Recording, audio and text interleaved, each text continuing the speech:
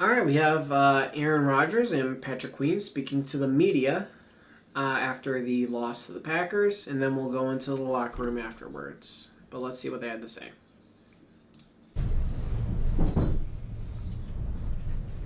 Anyone? Aaron, how would you describe your emotions right now? Disappointed. Disappointed. I didn't play better. We didn't play better, especially in the second half. What do you feel like changed in the second half offensively? Not a whole lot. I just feel like we had some discipline issues and some penalties that were unnecessary. And then you're not going to win a lot of games when we're so bad on third down. Boz bailed us out, some 4 incredible kicks. But you're playing good teams, you need to score touchdowns, and we just stalled out in the high red zone. Aaron, what can you say about Jordan Love and just how far he's come over the years, and also just how he played out there tonight? Yeah, I thought J. Love played great, and he was super efficient. You know, he didn't get sacked, moved around really well, made some plays outside the pocket. Thought he played outstanding. Aaron, not finishing those drives, does that have carryover for the offense? You know, especially heading into the second half when you're not able to finish in the first half? Well, it felt good. It was 16-7. You know, we had a nice drive there to end the first half. And then, you know, just didn't decide the game. But the one play where, I don't know, it seemed like the guy was offsides on 3rd and 8 and didn't come up with a catch. They didn't make a penalty call. And then we punt it, and they hit a kind of wild play to 85 to kind of get back in the game. That was like a big momentum turn in the game. Aaron, what does an offense have to do to get behind the sticks to be able to overcome that? Like you were talking about those third downs in the high red zone. Yeah, we had too many penalties, too many negative yardage plays, and then, you know, I wasn't accurate enough on third down, and we weren't creating enough space. But we'll look at the film, and, you know, we'll get better, and we got a good team coming in next week.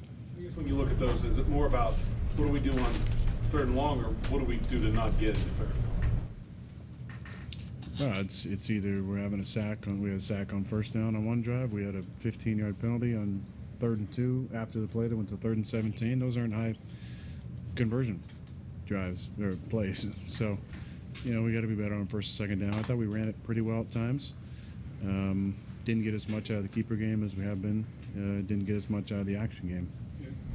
I'm sorry. From a personal standpoint, is the game kind of what you thought, maybe emotionally, with the feelings against the Packers? Yeah, like I said, it would have been different had it been in Lambeau. Good to see a lot of people that I grew up with in the league and had time, you know, 3 hours for the game. I was out there spending time with some of those guys, and I enjoyed that. How did you compartmentalize some of the emotions that come with playing? Obviously, like you said, it's different. Would have been different if it were in Lambeau, but how do you compartmentalize the conversations you have 3 hours before the game versus when the game starts? Well, this game is about relationships. So some of my dearest friends are not players, you know, and the guys who are still over there, you know, I didn't have much time with many of those guys. I had J-Lo in the room with me for 3 years. But most of those guys were young guys, other than Rashawn Gary, played with me for a few years. So the guys that I spent 18 years with, you know, the training staff, equipment staff, nutritionist, Connor Lewis, who was in our room for a while, Luke Getzey was there, Butkus, Stenovich, you know, guys I spent a lot of time with. Those friendships are special, and it was good to see those guys. There's the names you don't know, the fans in the crowd. What was it like just to see that many Packers fans here? And you probably never shut down the Go Pack Go chant with a completion. Say that last part? No, what was your, I mean, there was, at one point they were chanting Go Pack Go, and you hit DK for a 25-yarder. That had to be a little bit of a strange feeling to quiet that chant for once. I've heard that chant for 18 years, so Packer fans travel really well. First time in a while I've used silent count for a home game. That's a credit to those Packer fans. Aaron, this team lost 2 games in a row now. What is needed to get this team back on track? Well, just an honest assessment. I think setting feelings aside and being okay with criticism, any position, any player, and being honest about what we need to do to improve. And then we can't beat ourselves. I think in the 3 losses, there's been times we've had opportunities and we've hurt ourselves with, you know, turnovers, or just negative plays. So we gotta cut those out. We gotta get on the same page on offense and defense, and keep the faith. Aaron, did you sign a jersey for Jordan after the game, and are you comfortable sharing what you wrote to him? No, not comfortable sharing it. Aaron, just Jordan's game overall, what was your takeaway impression of how he performed Yeah, he tonight? played great. Played fantastic. He's had a really nice season. He's been really efficient with the football. He's opportunistic, though. I felt like he was very patient tonight. He took the run solutions. He took the checkdowns. Moved in the pocket well. Thought he played really well. Did Isaac Samala's injury kind of affect what you guys were able to do on offense, particularly in the second half, not being able to go to using the packages with Spencer and Darnell? Yeah, it took one of our pass catchers, off the field and into the offensive line. So that was some change up for us. But Isaac's a warrior, and he wanted to be back out there, but he was, obviously not 100%. We still have big personnel stuff that we can do with 2 tight ends instead of Darnell and Spence, and obviously that's been an effective personnel group for us, and didn't have it, but I felt like we still had opportunities to run the ball well. I thought Jalen, in his limited touches, again, he's a damn good runner. I thought he had a nice game. On the other side of the ball, how's it floating with Deshaun's injury and everything he brings to this team day in and day out? Yeah, I love Deshaun. From the first time I was out here in the spring of minicamp, and he's a special guy, and that is tough to see. Anyone else? All right, so quickly after Aaron. The offsides call. I don't think I talked about it with Mike Tomlin. A lot of people think that was a make-up call because they missed the pretty bad false start by Broderick Jones. He left pretty damn early before the snap on a what the hell's it called? When the offensive lineman goes to block, I'm trying to think. But Broderick was going out to block on probably a run, I would guess. And he was pretty bad. And then, you get the offsides. And, I think 2 guys were offsides, and they didn't catch either one.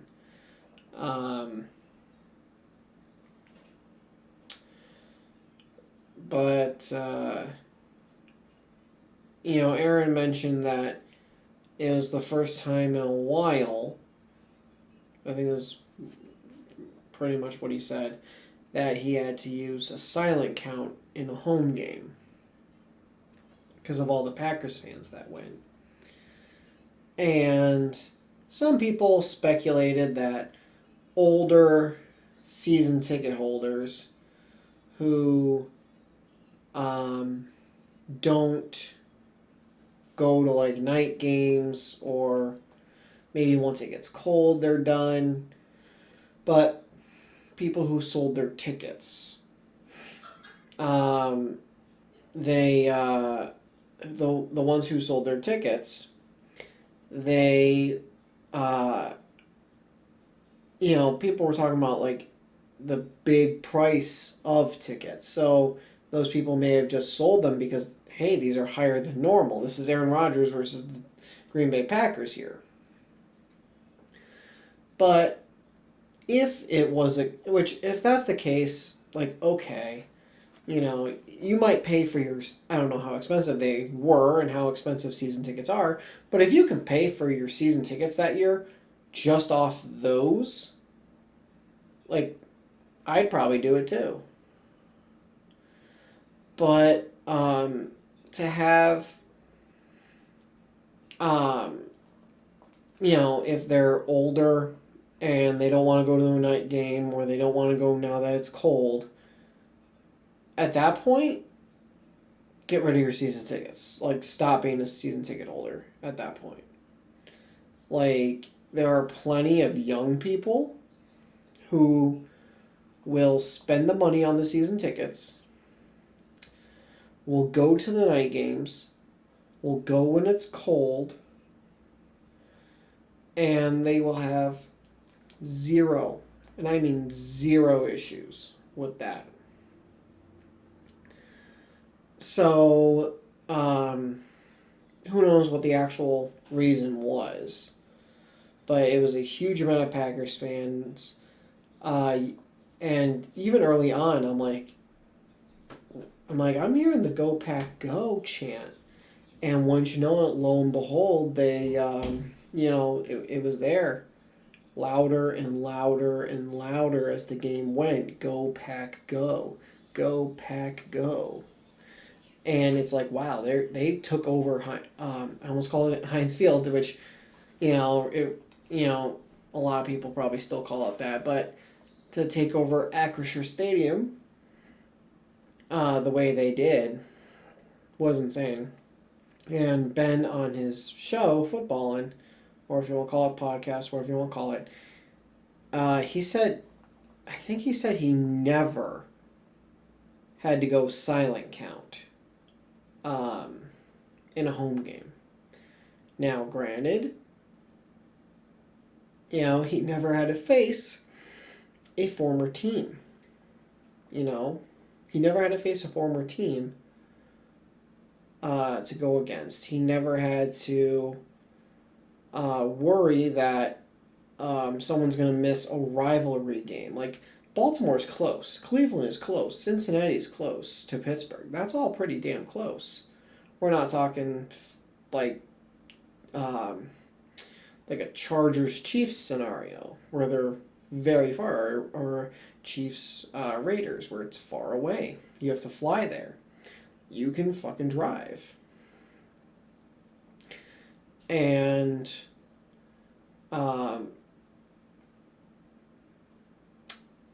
so, but, people aren't going to miss that game. It's a Ravens Steelers. It's a Bengals Steelers. It's a Browns Steelers. Like, you want to go to to those division games. So, but let's hear what Patrick Queen had to say. What do you think are some of the big issues that you guys are having in defending the pass, whether it be man stuff over the middle? I mean, Tucker Kraft was like repeating over and over again. What are some of the issues that you're seeing?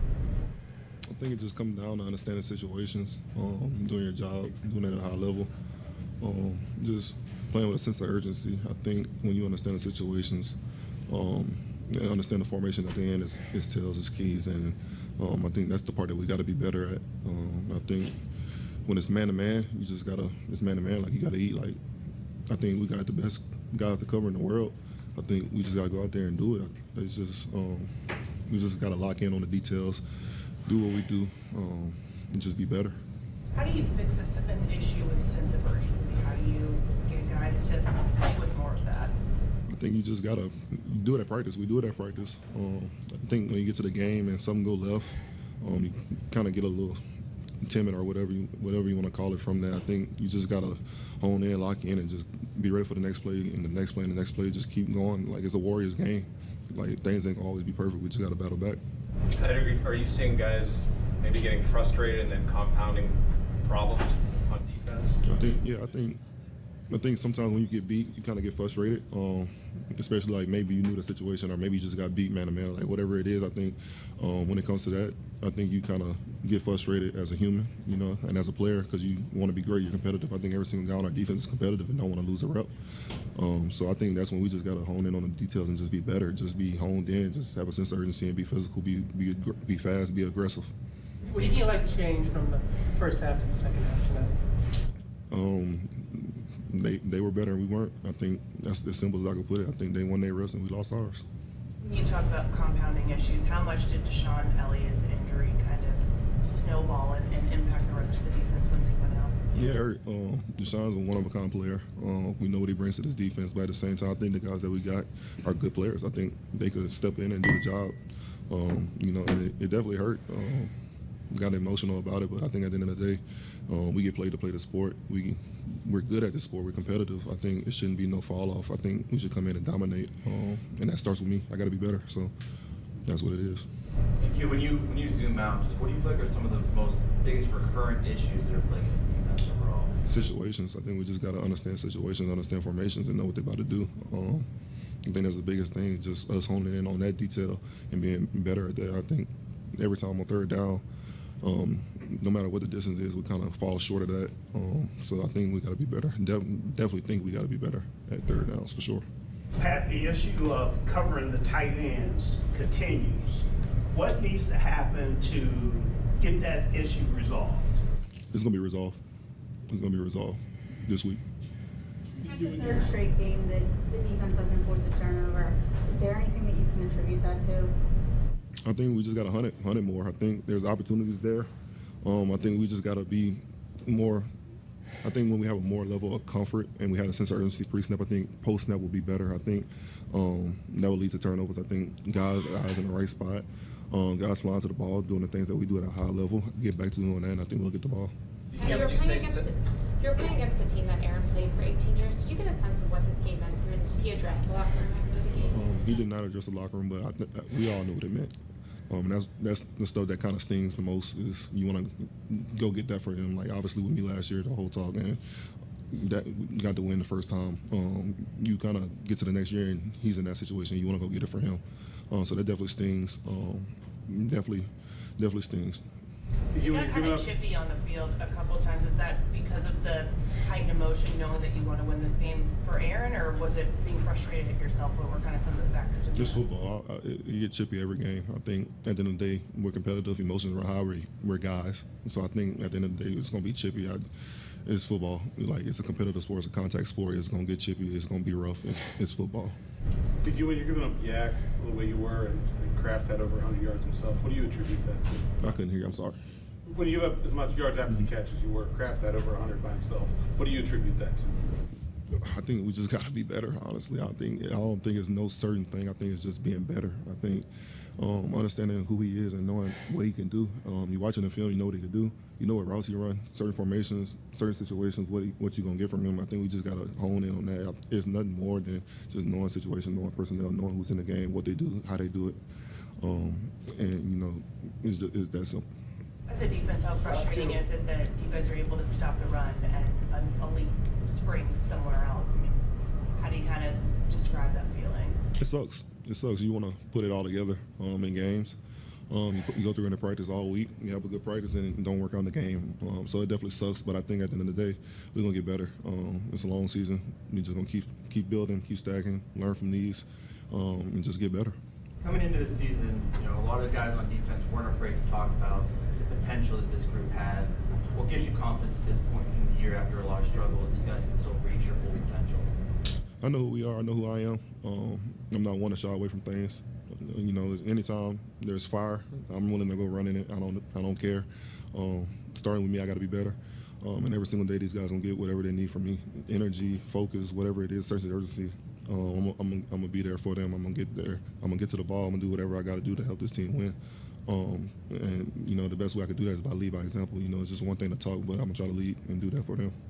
When you have two straight games like this, and giving this many points, this many yards, do you worry about losing confidence as a group and even as individuals? Yeah, I think from time to time we're human, so that happens. But at the end of the day, we got to pull each other back as a brotherhood, as a family, and just try to battle back from these things. Always keep your family close. Always try to do the best you can to keep everybody locked in and close with each other, so we can battle back from these things. Yeah, appreciate y'all. So it was actually Patrick Queen that recruited Deshaun Elliott to Pittsburgh. Again, I'm going in this with... I'm trying to make this so that way I don't use knowledge that I have for this, right? So, Kraft actually won me, or helped win me, fantasy for first game versus Pittsburgh. It was like him and Jonathan Taylor had such amazing weeks, and it kind of carried me to victory.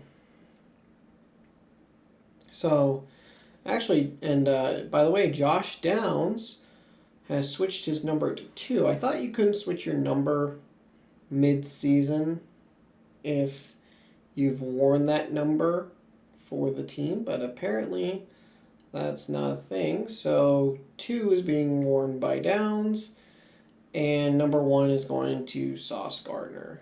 Just a little thing. But yeah, he really does mean a lot to the defense. Elliott does. And like Patrick Queen is right. Like you can't keep letting tight ends do this to you. It has to get better. And third down, like things have to get better. It's not we're gonna try. No, you gotta make it better. You gotta perform better. Coaches gotta coach better. Play callers have to call plays better. Everyone needs to improve. Everybody. Let's go into the locker room. Looks like it's TJ, Jalen, Alex, Slay, Juan Thornhill after the loss to the Packers.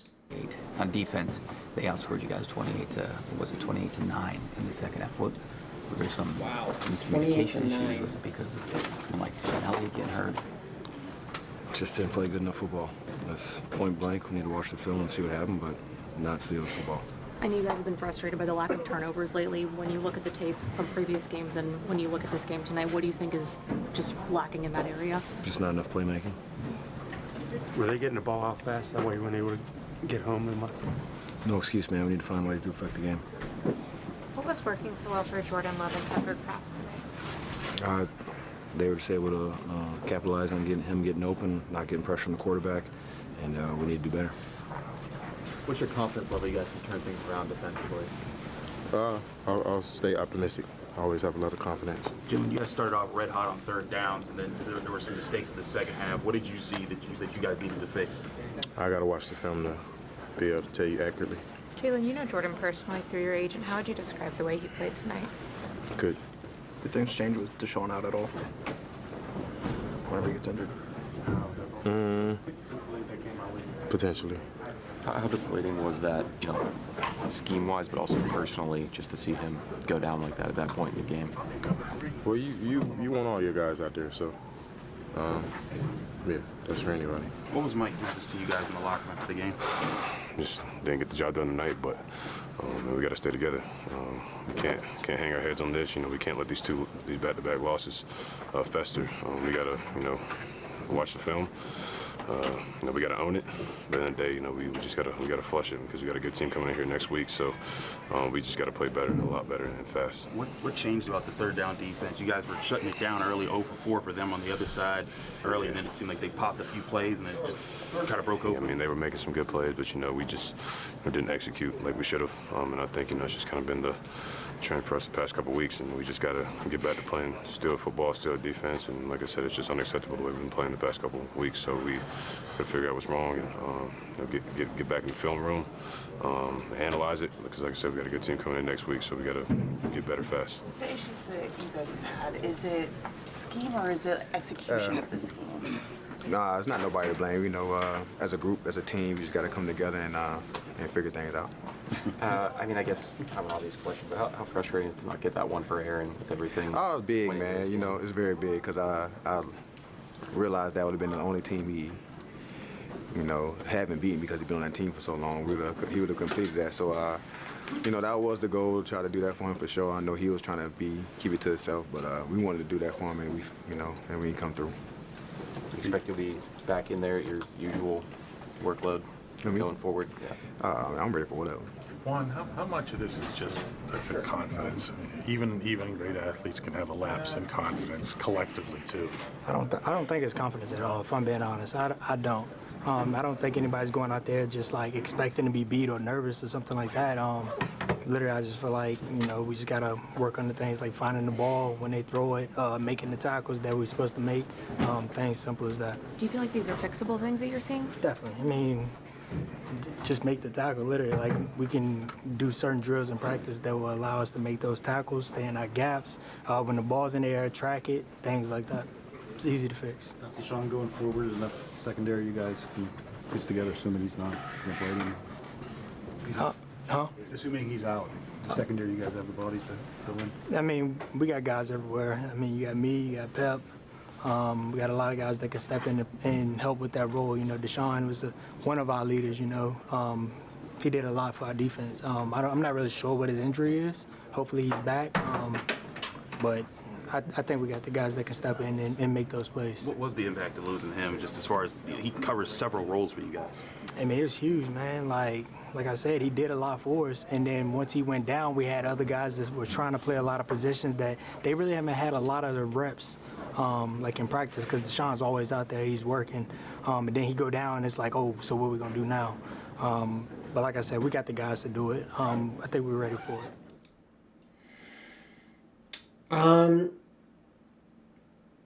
So when I saw the Steelers players walk in before the Packers game, they had 10 full days to sit and let their performance from that game just stew, right? It sat with them for 10 days. And they came out here and had this performance versus the Packers. And I think it pissed them off even more. Which, like, good. But I kind of wish, you know, the game versus the Bengals had pissed you off enough to beat the Packers. So, you